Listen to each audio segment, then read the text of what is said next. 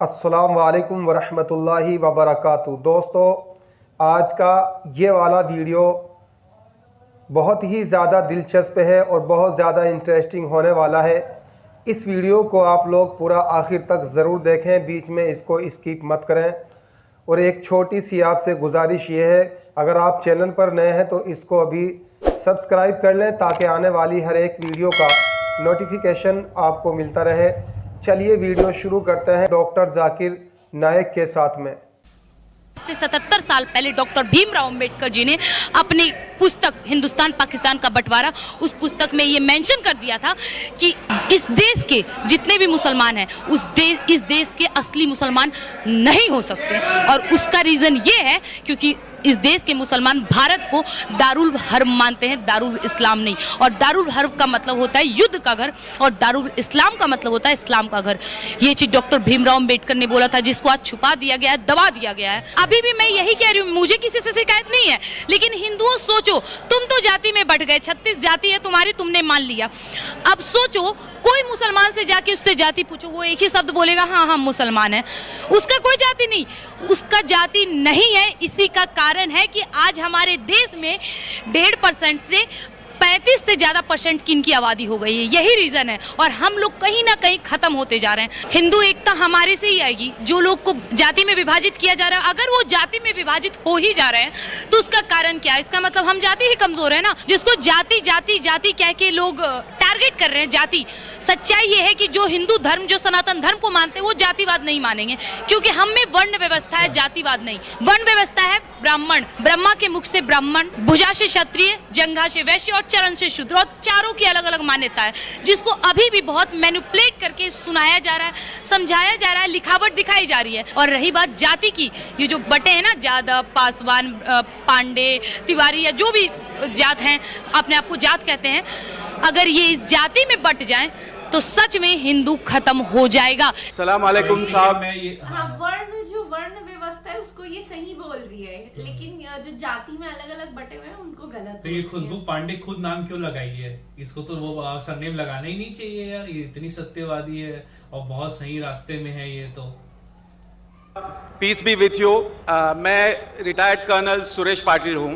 पिछले 10-12 साल से मैं राष्ट्रीय एकात्मता, बल्कि हिंदू मुस्लिम यूनिटी के लिए काम कर रहा हूँ। जैसे आजकल मीडिया में दिखाया जाता है, जिस तरह से उत्सव प्रियता बढ़ रही है। जब हम छोटे थे पूना में 60 साल पहले, तो शायद 1-2 देवियाँ बैठती थी, लेकिन आज के दौर में 100 से 200 देवियाँ के मंडप बैठने लगे।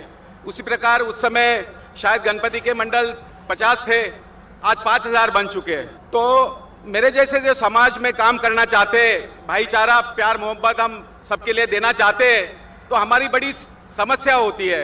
आपने जो तकरीर की, हालांकि मैं आपके पीस टीवी पे हमेशा आपकी तकरीर सुनता हूँ और आपको मैं मुबारकबाद देना चाहता हूँ। बहुत अच्छी चीज़ें बताते हैं आप, ये नुक्ताचीनी बहुत अच्छी है। मैं समझता हूँ आप जिस तरह से ये अच्छी बातें बता रहे हैं समाज सुधार के लिए, ये बहुत बड़ा एक मैं कदम मानूंगा।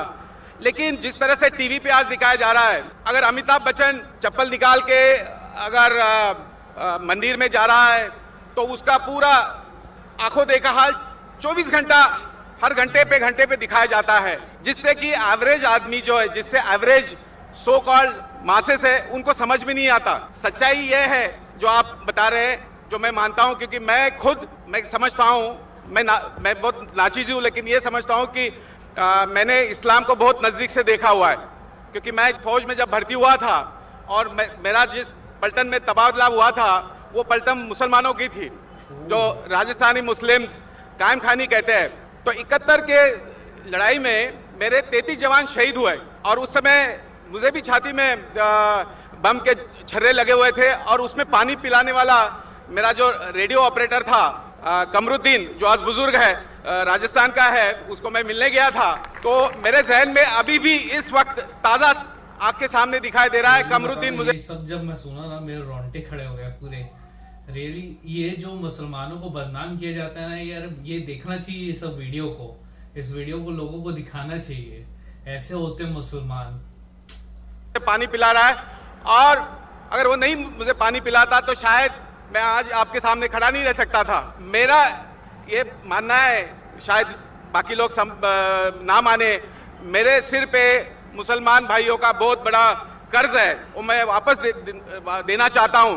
तो हमारी समस्या यह है, जैसे मैं इससे पहले भी कह चुका हूं कि हमारे जैसे मेरे साथ काफी मुसलमान भाई मेरे साथ काम कर रहे हैं और सो कॉल्ड हिंदू भाई भी काम कर रहे हैं, तो हमें समाज को इकट्ठा लाने में बड़ी मुश्किल हो रही है। आप एक साइड में अच्छी बात बता रहे, मंदिर में जाना या बच्चा कोई कुएं में गिर गया तो उसके लिए आरतियां हो रही है, तो ये उत्सव प्रियता बढ़ती जा रही है। और आपने जो चीज बताई है कि भाई भगवान तो एक है, उत्सव प्रियता के ऊपर जाना नहीं चाहिए, तो इस पे कुछ समझ भी नहीं आ रहा कि ये मीडिया को कैसा काउंटर किया जाए। क्या आपके प्रोग्राम ये मीडिया से रेगुलर पीस टीवी के अलावा दूसरे चैनल्स पे दिखा सकते हैं, जैसे आरतीयों को? क्योंकि मैं समझता हूं फौज में हमें सिखाया गया था, मैं 25 साल उस रेजिमेंट में रहा हूं, सुबह 5 बजे से लेकर रात को 11 बजे तक हम वो हमारे जवानों के साथ रहते थे। तो ईद हो, होली हो, दिवाली हो, हम उनके साथ में रहते थे। तो कहने का मकसद है, और वहां से हमने इस्लाम को इतना नजदीक से देखा, यहाँ सब कुछ अच्छा है, प्यार मोहब्बत भाईचारा ब्रदरहुड सब कुछ अच्छा है, लेकिन मीडिया में ऐसा आजकल इंप्रेशन में आता है एवरेज आदमी के लिए कि भाई इस्लाम में कुछ कमियां हैं, लेकिन कमियां तो कुछ है ही नहीं है। तो इसके लिए क्या कोई और एक चैनल शुरू हो सकता है? या इनफैक्ट मैं ये कहना चाहूंगा कि जो आपकी जो तकरीर जो आज हो रही है, क्या ये आईसीसी चैनल से दिखाई जा रही है? अगर आज नहीं दिखाई जा रही तो कल दिखानी चाहिए। कर्नल साहब, वालेकुम अस्सलाम व रहमतुल्लाहि व बरकातहू। आप पर अल्लाह सुब्हानहू व तआला की रहमत, बरकत और सलामती हो। आपने कई अच्छी बातें की, वक्त नहीं कि सबका जवाब दूं, लेकिन 4 बातों का दूंगा। सबसे पहले आपने कहा कि मेरा मुसलमानों पे कर्ज है। आपके ऊपर कोई मुसलमान का कर्ज नहीं। अगर कोई मुसलमान ने आपकी जान बचाई वो उसका फर्ज था, तो कोई मुसलमान का आपके ऊपर कर्ज नहीं है, उसका फर्ज था। कुरान मजीद में लिखा है सूरह माइदा में सूरह नंबर 5 आयत नंबर 32 में, अगर कोई भी इंसान किसी दूसरे इंसान की जान बचाता है, चाहे वो मुस्लिम हो या गैर मुस्लिम हो, वो सारी इंसानियत को बचा रहा है। तो कमरुद्दीन भाई ने अगर आपकी जान बचाई, अपना फर्ज किया, आपका उसके ऊपर कोई कर्ज नहीं है। वो उसका धर्म था, वो उसका फर्ज था। पॉइंट नंबर 2, आपने कहा कि पहले कम देवियां थी, 2-3, अभी सैकड़ों हैं। पहले 50 गणपति थे, अभी 5000 है। तो क्या हो रहा है? आपने गणपति की बात की, और पुणे शहर आप जानते होंगे गणपति के मामले में सबसे अव्वल है। नहीं, दुख की बात यह होती है, सॉरी माफ करना, जैसे अगर लता मंगेशकर आके 25 लाख का हार या कुछ मुकुट बना देती है, मैं कहता हूं उससे एवरेज आदमी के मन पे क्या गुजरती होगी। बिल्कुल सही। आप मीडिया की बात कर रहे हैं, पहले मैं गणपति की बात पूरी करूंगा, फिर आपकी मीडिया की बाकी 2 बातों पे आएंगे। अमिताभ बच्चन, लता मंगेशकर पे आऊंगा इंशाल्लाह। आप अगर जानते हैं गणपति की हिस्ट्री, एक गणपति का मोर्चा किसने निकाला? सबसे पहले किसने? तिलक ने। बिल्कुल सही। क्यों निकाला? तिलक ने निकाला अंग्रेज को इस देश से भगाने के लिए।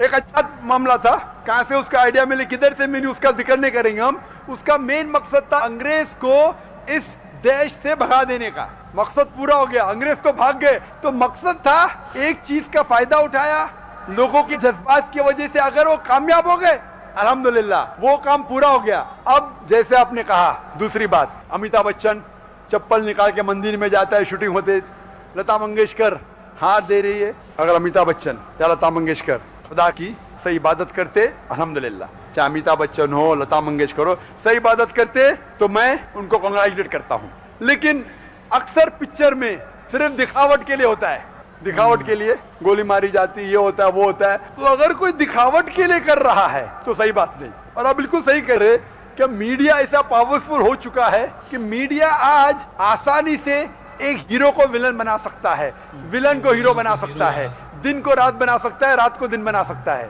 सफेद को काला बना सकता है, day into night, black into white. बहुत आसान है। और बिल्कुल सही कहते हैं।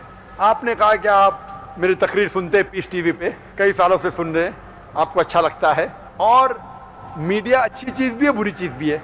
बुरे काम में बुरा फल मिलता है, अच्छे कामों में अच्छा फल मिलता है। 3 साल पहले जब मैं पुणे में आया था, जब पीस टीवी नहीं था, आज जो आप देख रहे 10,000 इसकी आधी पब्लिक भी नहीं थी, आधी पब्लिक भी नहीं थी। माशाल्लाह देखो झाड़ के उस पार, ये उधर, इतने लोग बारे में जानता नहीं हो, इतने हजारे में जानता नहीं हो। क्यों? मैं तो इंसान वही हूं, पीस टीवी के बदौलत। पीस टीवी मतलब अमन का टीवी चैनल। हमारा मकसद है कि अमन हासिल करें, हमारा मेन मकसद है कि इस दुनिया में अमन हासिल करें, क्योंकि इस्लाम आता है लव सलाम से। अफसोस की बात है, अफसोस की बात मैं कहता हूं कि अक्सर चैनल पे इमोडस्ट चीजें हैं, बेहुदा चीजें आप देखते हैं चैनल पे। हम अपने बेटों के साथ, अपनी बेटियों के साथ अक्सर चैनल देख नहीं सकते। फैशन टीवी क्या है वो देख ही नहीं सकते। इसीलिए हमारे स्कूल में अगर आप दाखिला लेना चाहते हैं, सैटेलाइट चैनल ममनू है। अगर पीस टीवी देखना चाहते, पीस टीवी के साथ अगर 100 हराम चैनल आ रहे तो पीस टीवी मत देखो।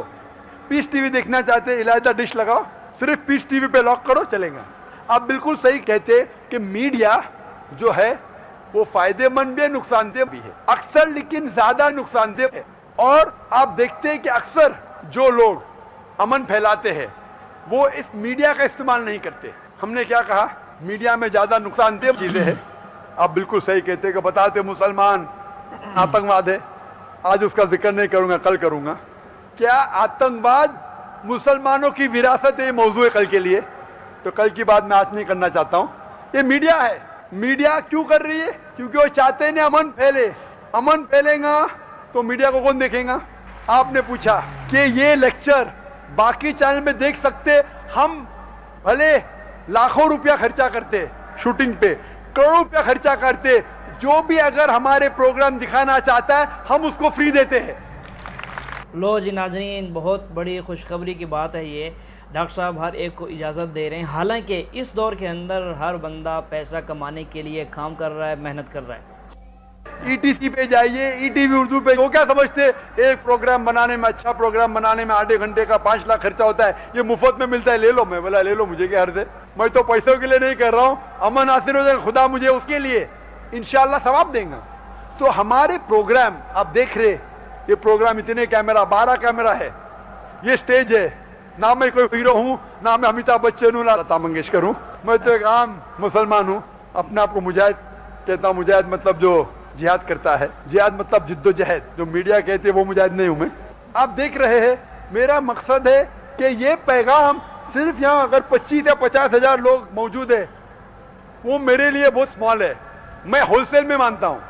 ये कैमरा के जरिए इंशाअल्लाह करोड़ों लोग देखेंगे। और हमारा पीस टीवी अल्हम्दुलिल्लाह सुम्मा अल्हम्दुलिल्लाह सारी दुनिया में मौजूद है। अगर आप एक आम डिश लगाएंगे, भले केबल ऑपरेटर नहीं दिखा रहा है, 5-6 हजार खर्चा करेंगे, आपको दिखेगा। हमारा चैनल फ्री टू एयर है, एब्सोल्युटली फ्री। और अल्हम्दुलिल्लाह 7.5 करोड़ लोग हमारे चैनल को देखते हैं। आपने कहा कि बाकी चैनल पे दिखा सकते, बेशक। कुछ लोग मुझे पूछ रहे थे क्या लाइव टेलीकास्ट अब दिखा सकते हैं, क्या फी लेंगे? मैं बोला फी ने, मुफ्त।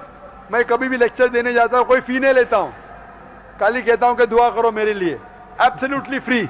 और आपने कहा कि और चैनल होना चाहिए, बिल्कुल सही कहते। इसीलिए इंशाअल्लाह जून 2009 में हम एक नया चैनल शुरू करने वाले, जिसका नाम है पीस टीवी उर्दू। इस पीस टीवी पे अभी 25 से 33% उर्दू में है, हिंदी में, बाकी है अंग्रेजी में। जो उर्दू जानते कहते अंग्रेजी प्रोग्राम क्या बीच में आते, जो अंग्रेजी जानते उर्दू नहीं समझते बोलते उर्दू प्रोग्राम क्या है ये। जो दोनों जानते खुश है। तो हम दोनों तरफ से खींचे जा रहे हैं। इंग्लैंड से लोग बोलते उर्दू प्रोग्राम क्यों देते, हमें समझ में नहीं आता है। यहाँ के लोग कहते ये इंग्लिश क्यों देते। हर एक को तो खुश नहीं कर सकते।